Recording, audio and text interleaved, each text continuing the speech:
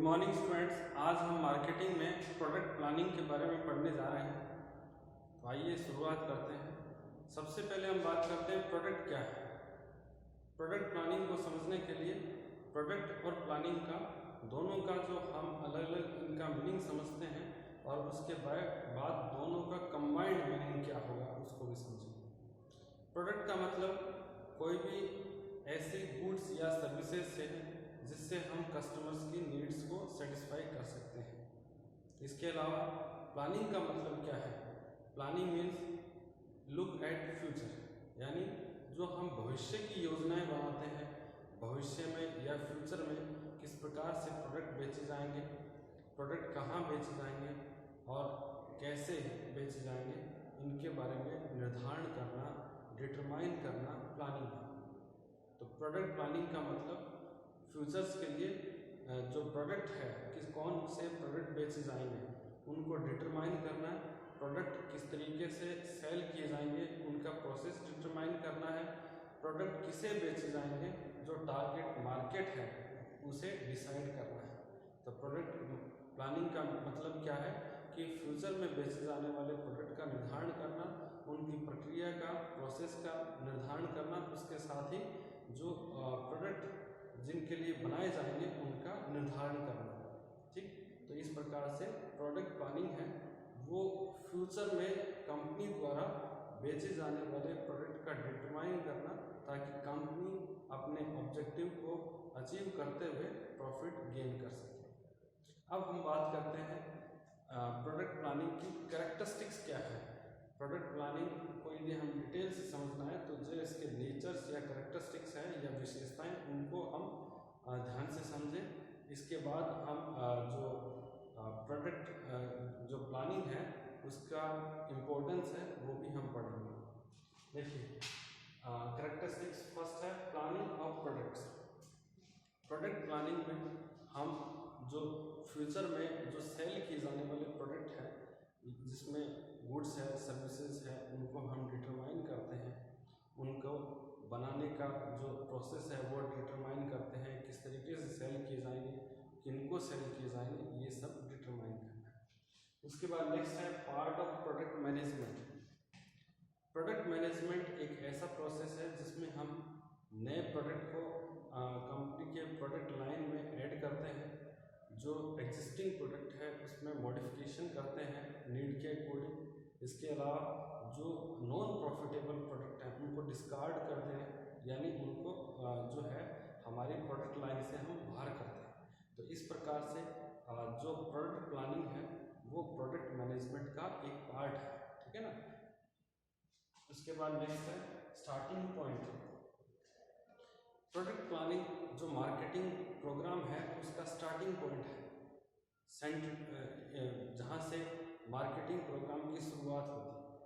यहाँ पर हम प्रोडक्ट को डेवलप करते हैं, पहले उसका प्लानिंग करते हैं, उसके बाद उसको डेवलप करते हैं, उसके बाद जो अदर मार्केटिंग एक्टिविटीज़ है उनको परफॉर्म करते हैं, जैसे प्रोडक्ट का प्राइसिंग करना है, फिर उसके बाद प्रोडक्ट का डिस्ट्रीब्यूशन करना है, प्रमोशन करना है। इस प्रकार से ये जो प्रोडक्ट प्लानिंग है वो पूरी मार्केटिंग जो प्रोसेस है या मार्केटिंग जो प्रोग्राम है उसका स्टार्टिंग पॉइंट है। बिना प्रोडक्ट के प्लानिंग के हम मार्केटिंग प्रोग्राम की शुरुआत नहीं कर सकते। नेक्स्ट है वाइड कॉन्सेप्ट।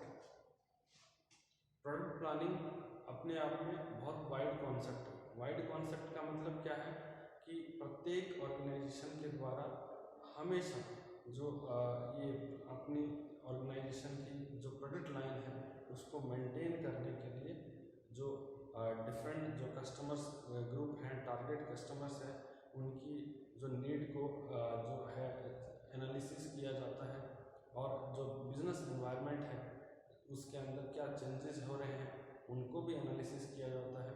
क्या जो फैशन में क्या परिवर्तन हो रहे हैं, जो एटीट्यूड में किस प्रकार से लोगों के परिवर्तन हो रहे हैं। तो इसमें बहुत सारी जो बातें हैं उनको शामिल किया जाता है। इसके अलावा जो टेस्ट मार्केटिंग करना है, प्रोडक्ट जब हम बनाते हैं कि क्या वो फ्यूचर में सफल होगा, तो उसके लिए एक पायलट प्रोजेक्ट के तौर पर हम स्मॉल क्वांटिटी में प्रोड्यूस करते हैं, उसको सेल करके हम देखना चाहते हैं कि प्रोडक्ट हमारा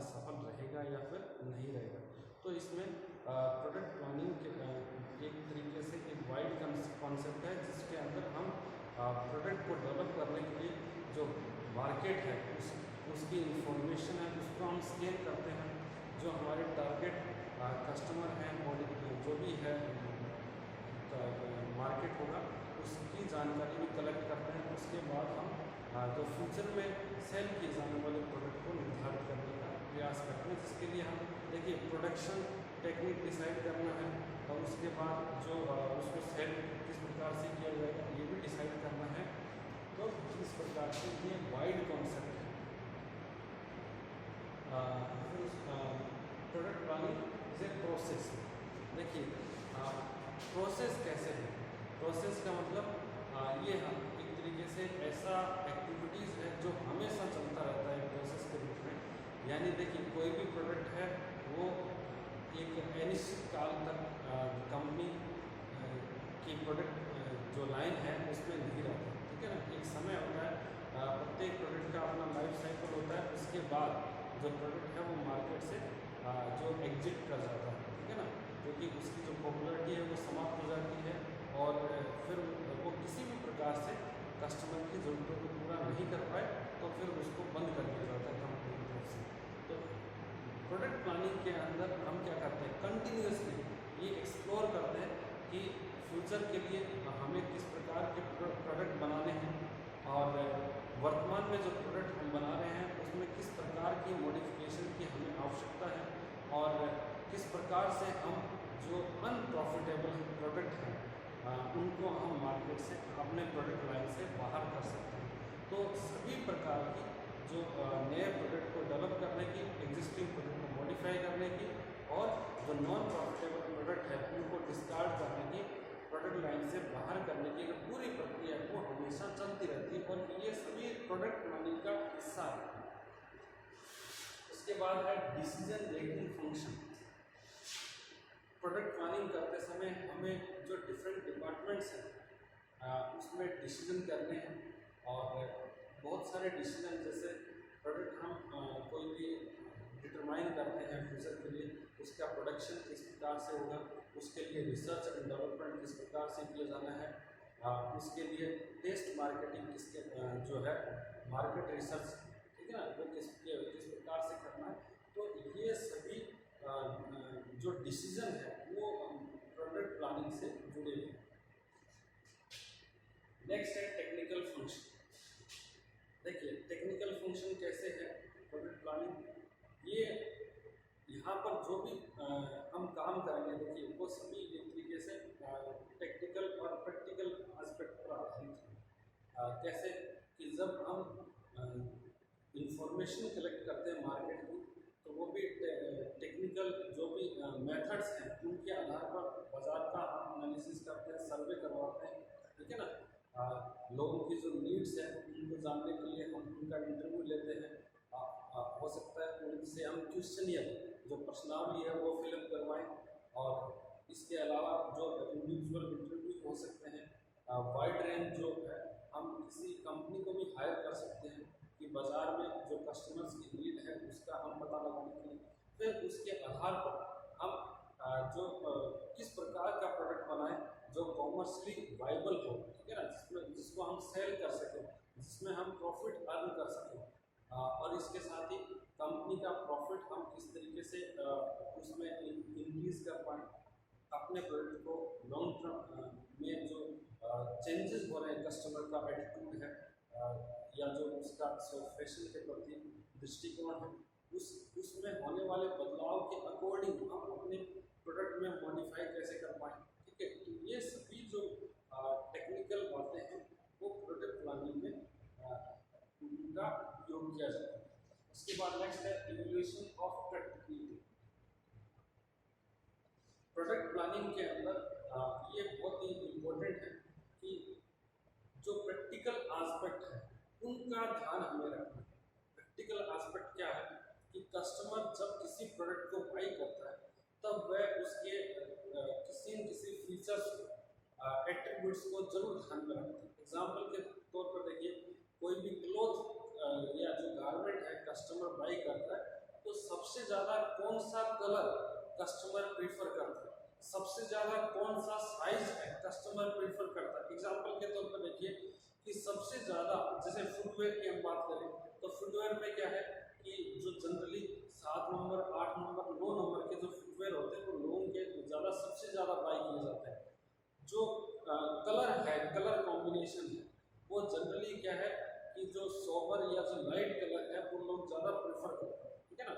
बहुत कुछ ऐसे भी हो सकते हैं लोग जो अट्रैक्टिव या डिफरेंट कलर है वो बाई करें, बट जनरली देखा जाता है कि जो पीपल है वो ऐसे क्लोथ्स बाई करना पसंद करते हैं जो उनके लिए एक तरीके से कंफर्टेबल हो, जो उनके लिए सिंपल एंड सोबर है ना, या जो अच्छे इसमें देखिए।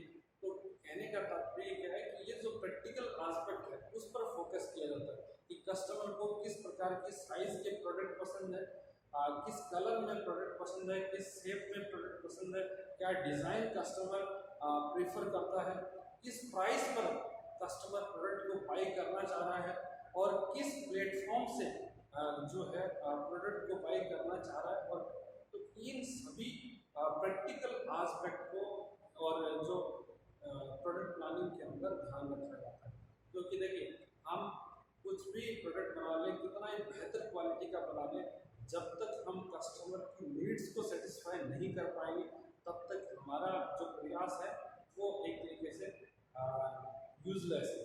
तो हमारे प्रयास कस्टमर की ज़रूरतों को पूरा करने के लिए होने चाहिए, और इसीलिए हमें उसके जो प्रैक्टिकल एस्पेक्ट है उनको समझना पड़ेगा और उसी के आधार पर हम एक बेहतर प्रोडक्ट बना सकते हैं।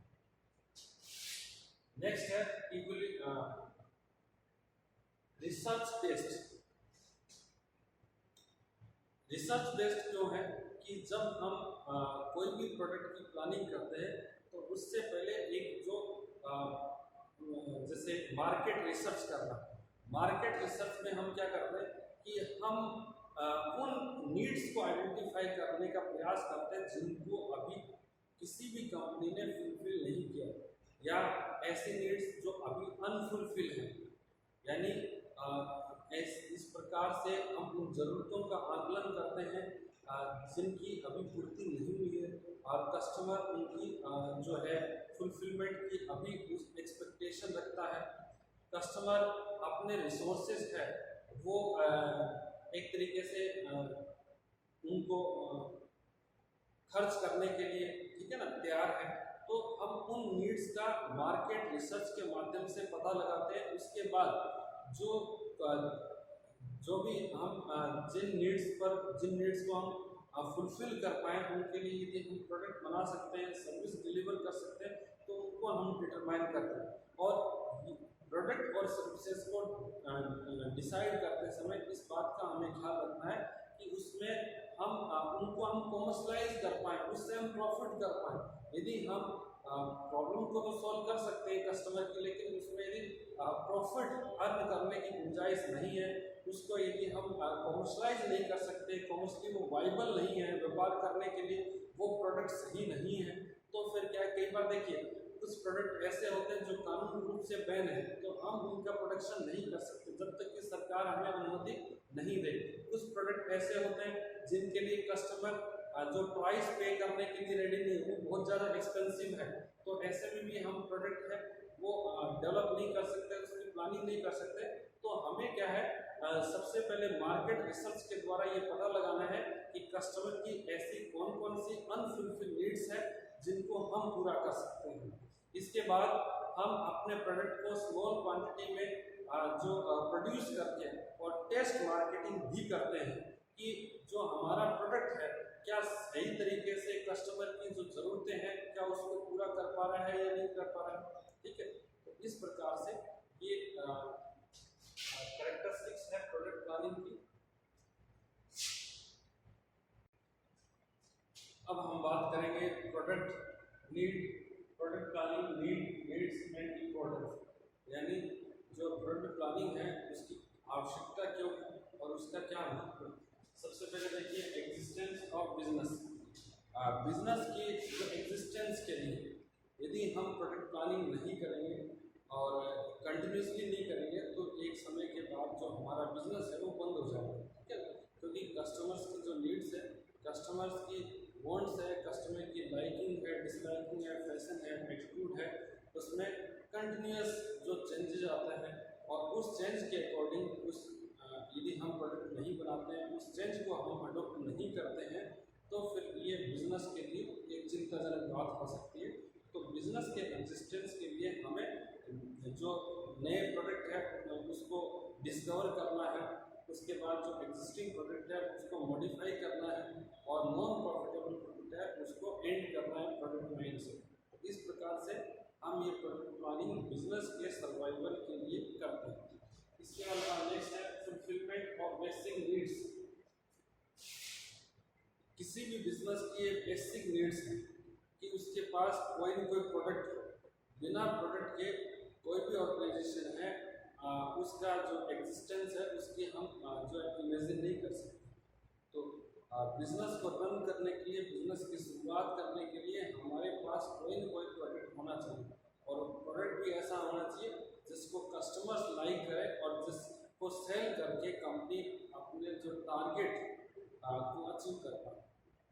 नेक्स्ट है success of long term planning. जो लॉन्ग टर्म प्लानिंग होती है किसी भी ऑर्गेनाइजेशन की, वो है एक तरीके से प्रॉफिट मैक्सिमाइजेशन है, वैल्यू मैक्सिमाइजेशन है और ये इस प्रकार के जो ऑब्जेक्टिव है उनको हम प्रोडक्ट प्लानिंग के माध्यम से अचीव कर सकते हैं। मार्केटिंग के केस में यदि हम बात करें तो किसी भी कंपनी का ये जो एटीट्यूड होता है कि उसका जो प्रोडक्ट का मार्केट कवरेज बढ़े, मार्केट में हिस्सेदारी उसके प्रोडक्ट की बढ़े। एग्जांपल के तौर पर जैसे रिलायंस का जो जियो है उसका ये टारगेट रहता है कि इंडियन मार्केट में उसका जो टेलीकम्युनिकेशन है उसके अंदर बाजार में उसके प्रोडक्ट की हिस्सेदारी बढ़े और देखिए उसके लिए डे बाय डे नए नए इनोवेशंस किए जा रहे हैं और ये प्रयास किया जा रहा है ताकि जल्दी से जल्दी उन्हें अपना जो लक्ष्य है वो हासिल हो। तो ज़्यादा से ज़्यादा मार्केट को कवर करने के लिए, ठीक है ना। और देखिए इसमें बहुत सारी मोबाइल कंपनीज हैं, उनका टारगेट भी ये रहता है कि हम अपने प्रोडक्ट को ज़्यादा से ज़्यादा कस्टमर्स तक पहुंचा पाएँ और मार्केट के अंदर सबसे ज़्यादा जो एक तरीके से कब्जा है करना है मार्केट को में सबसे ज़्यादा शेयर को है, मार्केट शेयर है उसको कवर करना है, तो उसके लिए जो बेहतर प्रोडक्ट है उसकी प्लानिंग करना जरूरी है और कोई भी बेहतर प्रोडक्ट बिना प्रोडक्ट प्लानिंग के बनाना संभव नहीं है। नेक्स्ट है success of marketing programme. Marketing programme के अंदर जैसे जो आप डिस्ट्रीब्यूशन जो मीडियम ऑफ डिस्ट्रीब्यूशन की सक्सेस डिटरमाइन करना है, ठीक है ना। मीडियम ऑफ डिस्ट्रीब्यूशन में आपके रिटेलर्स हैं, मिडल मैन हैं, होलसेलर्स हैं, मैन्युफैक्चरर्स हैं, एजेंट्स हैं, तो उनकी सफलता भी आपके प्रोडक्ट पर डिपेंड करती है। यदि आपके प्रोडक्ट अच्छा है और ज़्यादा पॉपुलर है, कस्टमर आपके प्रोडक्ट को ज़्यादा पसंद करते हैं, तो आपके साथ जो जुड़े हुए डीलर हैं, रिटेलर्स हैं, एजेंट्स हैं, वो भी सफल होंगे, उनको भी अर्निंग की अपॉर्चुनिटी मिलेगी। इसमें आप एग्जांपल देख सकते हैं कि जैसे कोई भी जो ऑटोमोबाइल कंपनी है जो गाड़ी बनाती है, तो जिनकी गाड़ी सबसे ज़्यादा पॉपुलर है, कस्टमर सबसे ज़्यादा बाय करते हैं, तो उनके डीलर्स को भी सबसे ज़्यादा फायदा पहुँचता है। एग्जांपल के तौर पर जैसे मारुति सुजुकी है, इनकी गाड़ियाँ सबसे ज़्यादा पॉपुलर है बजट सेगमेंट में, ठीक है ना। तो इस प्रकार से ये मार्केटिंग प्रोग्राम की सफलता के लिए भी हमें प्रोडक्ट प्लानिंग करनी है। मार्केटिंग प्रोग्राम का मैंने आपको बता दिया कि उसका जो डिस्ट्रीब्यूशन जो या जो मिडल मैन है उनकी सक्सेस है, प्रमोशन प्रोग्राम है उनकी सक्सेस है और जो एडवर्टीजमेंट में जो आप डेवलप किया है मैसेज डिलीवर करने के लिए उसकी सफलता है, ये सभी चीज़ें आपके प्रोडक्ट प्लानिंग पर डिपेंड करती हैं। नेक्स्ट है कॉम्पिटिटिव टूल। ये जो एरा है सबको पता है ये बहुत कंपटीशन का एरा है और इस कंपटीशन की एरा में केवल वही ऑर्गेनाइजेशन सर्वाइव कर सकता है जो प्रोडक्ट प्लानिंग का यूज़ करते हैं, जो प्लानिंग के आधार पर अपने प्रोडक्ट डेवलप करते हैं और एक कस्टमर की ज़रूरतों को समझते हुए बेहतर प्रोडक्ट डेवलप करते हैं, ठीक है। कंपटीशन को फेस करने के लिए, कंपटीशन पर विक्ट्री के लिए प्रोडक्ट प्लानिंग जरूरी है। नेक्स्ट है proper coordination in customer satisfaction. देखिए, जो प्रोडक्ट आप बना रहे हैं, क्या वो वर्तमान में जो कस्टमर की नीड्स है, कस्टमर की लाइक है, डिसलाइकिंग है, जो भी है, क्या उसके अकॉर्डिंग वो है, ठीक है ना। यहाँ पर देखिए कस्टमर की जो ज़रूरत है वो बदल गई है, तो आपको भी अपने प्रोडक्ट में बदलाव करना पड़ेगा। कस्टमर का जो बिहेवियर है, एटीट्यूड है, वो बदल गया है उस प्रोडक्ट के लिए, तो आपको बदलना पड़ेगा। इसके अलावा जो फैशन में यदि कोई चेंज आया है तो उसके अकॉर्डिंग भी आपको प्रोडक्ट बदलना पड़ेगा। तो प्रोडक्ट प्लानिंग कस्टमर सेटिस्फेक्शन के साथ एक तरीके से कोऑर्डिनेशन एस्टैब्लिश करने में भी मदद करती है। नेक्स्ट है means of fulfilment of social responsibilities. Product planning के द्वारा हम क्या कर सकते हैं, हम जो सोसाइटी को नए नए प्रोडक्ट है वो अवेलेबल करवा सकते हैं।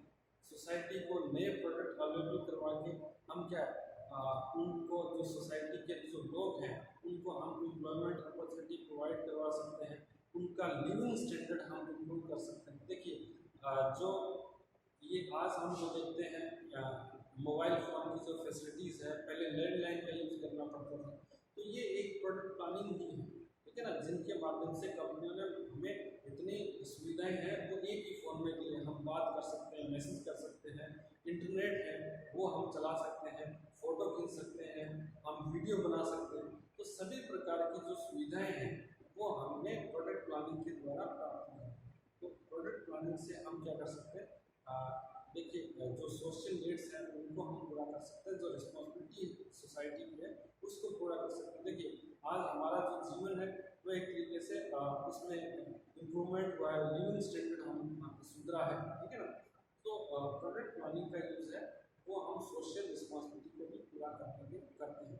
और इसमें क्या क्या है कि उनको एम्प्लॉयमेंट अपॉर्चुनिटी प्रोवाइड करना है, उनको सही रेट पर, है ना, सही प्राइस पर, सही प्रोडक्ट सही समय पर और सही क्वालिटी के साथ, ठीक है ना, right product at right price, right time, in right hand हमें उपलब्ध करवाना है, और उसके लिए प्रोडक्ट प्लानिंग जरूरी है। नेक्स्ट है